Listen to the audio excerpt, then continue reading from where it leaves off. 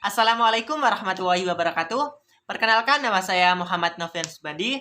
Saya merupakan mahasiswa program studi agribisnis Universitas Trunojoyo Madura.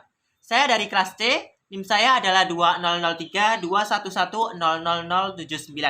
Saya di sini akan menjelaskan tentang komoditas jagung, komoditas padi, dan komoditas garam. Untuk pembahasannya, silakan tonton video berikut. Baik, untuk komoditas yang pertama yaitu komoditas padi.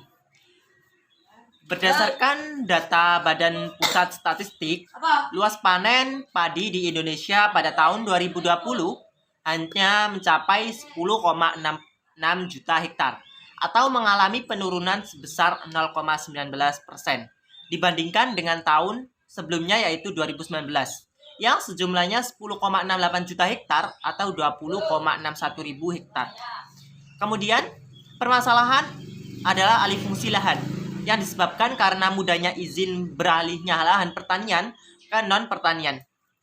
Alih fungsi lahan merupakan hal yang tidak dapat disepelekan karena penyusutan lahan pertanian menjadi lahan non-pertanian mempengaruhi produktivitas hasil pangan dan produktivitas hasil padi. Salah satu daerah yang mengalami penyusutan lahan pertanian adalah daerah Bojonegoro, di mana lahan pertanian wilayah perkotaan menyusut sekitar 2.302 hektar, sesuai dengan data Dinas Ketahanan Pangan dan Pertanian Kota Bojonegoro. Pada tahun 2019, luas lahan pertanian perkotaan Bojonegoro yaitu 3.302 hektar, kemudian pada saat ini hanya menyisihkan 1.002 hektar. Untuk kebijakan pemerintah sendiri, seperti yang dilansir pada suara.com, Kementerian Pertanian pada tahun 2020 saat ini masih akan terus memerangi upaya-upaya terjadinya alih fungsi lahan pertanian. Salah satunya dengan mengimbau para petani atau para pemilik lahan untuk tidak melepaskan lahan dengan alasan apapun. Kemudian pada kebijakan yang tertera pada Undang-Undang Nomor 41 Tahun 2009 tentang Lahan Pertanian Pangan Berkelanjutan atau LP2B sudah mengatur tentang mekanisme yang harus dilakukan oleh pemerintah daerah untuk menjaga dan mengendalikan LP2B agar tidak dialihfungsikan ke arah non-pertanian.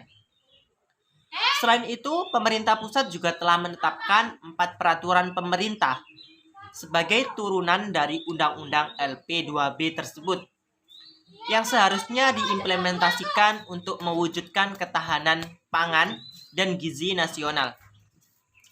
Solusi yang dapat dilakukan menurut saya adalah pemerintah dapat menetapkan lahan pertanian padi dan mengembangkan kawasan pertanian, sehingga lahan dari pertanian tersebut bisa menjadi luas.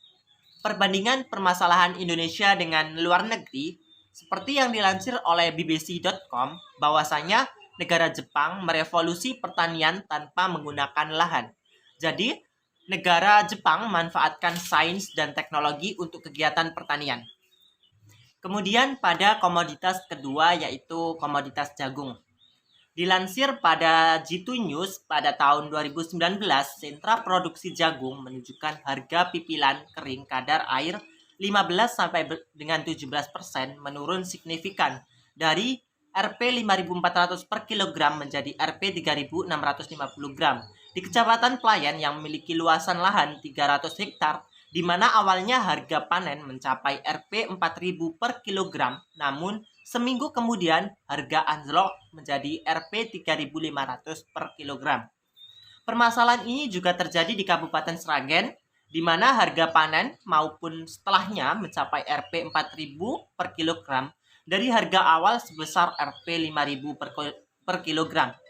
Jadi, permasalahan yang dialami oleh petani jagung di Indonesia adalah menurunnya harga dari komoditas jagung tersebut. Menurunnya harga jagung di tingkat petani disebabkan oleh permintaan bahan baku pakan ternak yang terkoreksi, di mana peternak sendiri cenderung mengurangi produksinya usai harga ayam dan telur memper dilihatkan tren pelemahannya. Akibatnya serapan jagung pun berkurang. Upaya yang dilakukan kementerian adalah turun langsung ke lapangan dengan menghimbau seluruh gabungan kelompok tani atau Gapoktan agar terus memaksimalkan mesin pengering atau dryer bantuan pemerintah sehingga jagung hasil panen tersebut dapat disimpan 2 sampai dengan 3 bulan ke depan.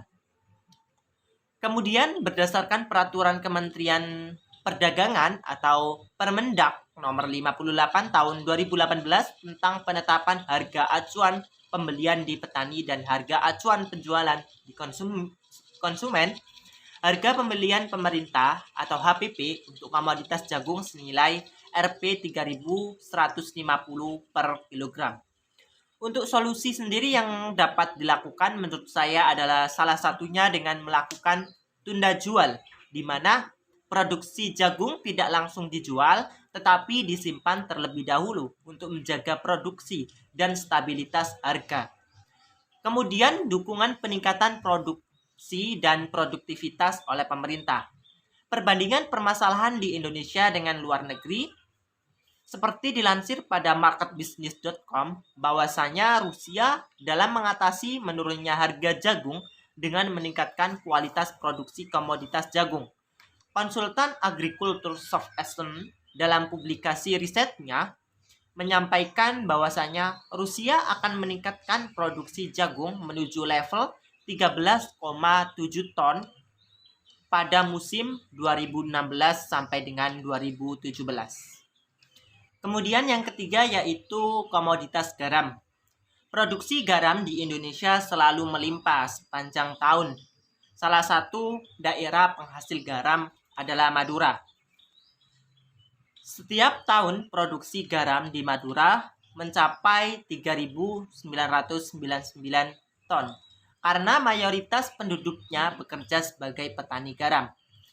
Pada tahun 2020, produksi garam di Jawa Timur mengalami penurunan hanya sekitar 900.000 dibanding tahun 2019 yang mencapai 1,1 juta ton. Kendalanya yang mempengaruhi adalah cuaca yang masih sering turun hujan.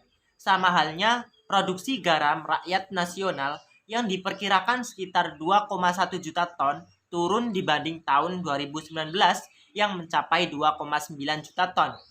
Permasalahan lainnya adalah produksi garam rakyat hanya terserap pasar sekitar 80%, yaitu untuk konsumsi masyarakat. Untuk kebutuhan industri, perusahaan, dan pabrik di Indonesia lebih memilih garam impor dari luar negeri.